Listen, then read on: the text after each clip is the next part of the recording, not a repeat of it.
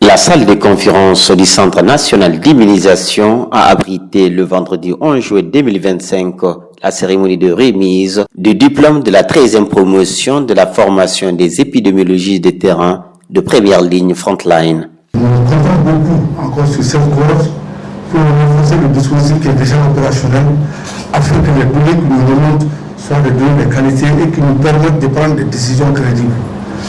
Encore, nous vous félicitons. Merci aux partenaires qui nous accompagnent et merci à tout l'encadrement. En tout cas, nous sommes très heureux que, en tout cas, vous soyez prêts pour nous accompagner par rapport à la surveillance épidémiologique. 25 professionnels de santé, dont des femmes, ces nouveaux épidémiologistes de terrain qui viennent de recevoir leur diplôme, se disent prêts à être à l'avant-garde d'un combat acharné contre d'éventuelles épidémies. Grâce à l'engagement de notre mentor, à l'appui des partenaires techniques et financiers, nous sommes aujourd'hui mieux outillés pour détecter, notifier, investiguer et répondre rapidement aux événements de santé publique. Nous avons compris que chaque cas suspect notifié à temps, à chaque donnée bien analysée, chaque communauté bien sensibilisée représente une victoire contre les épidémies. Nous avons également appris que l'épidémiologie de terrain, c'est avant tout une action humaine proche des communautés à l'écoute de leurs besoins et respectueuse de leurs réalités.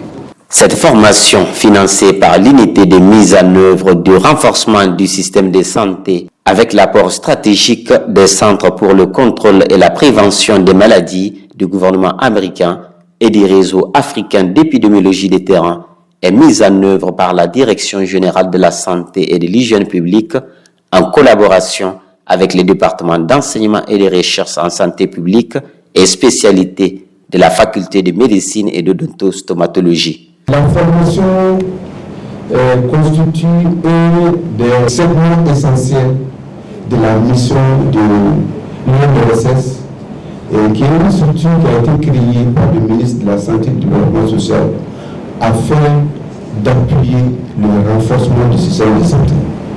Qui parle de renforcement du système de santé va parler de formation. C'est ce qui justifie la prise en charge de cette formation par l'UNRSS sur les ressources gérées par cette structure du Fonds mondial en appui au gouvernement du Mali. Désormais, le ministère de la Santé et du Développement social dispose des agents qualifiés pour répondre rapidement et efficacement à une éventuelle introduction de maladies infectieuses. À la place de Madame le ministre de la Santé et du Développement social empêché, j'ai une joie immense d'être avec vous ce matin, c'est voir votre graduation. Juste vous dire que vous venez pour augmenter la main-d'œuvre par rapport à la lutte contre la maladie. C'est pour dire aux partenaires ici présents, l'OMS, l'UMRSS et le CDC, que nous ne sommes pas trompés en mettant en place ce programme depuis 2016. Et en mettant ce programme, nous avons eu tout l'accompagnement de l'OMS, d'abord pour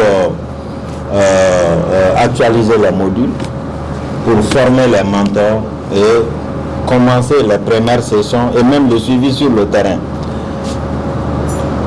Nous avons aussi eu tout l'accompagnement du CDC pour pouvoir franchir ces premières étapes. J'aimerais juste dire aux impétrants ce matin qu'aujourd'hui vous allez intégrer la grande famille des épidémiologistes. Et je vous dis, c'est maintenant que le plus difficile va commencer.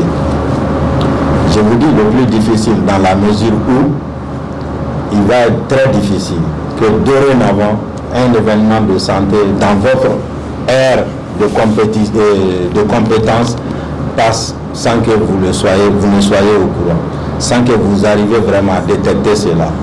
Pour y arriver, et je pense que vous avez eu toute la méthodologie requise par les grands mentors qui sont derrière vous, sans vous, on n'aurait jamais eu ce que nous avons eu aujourd'hui.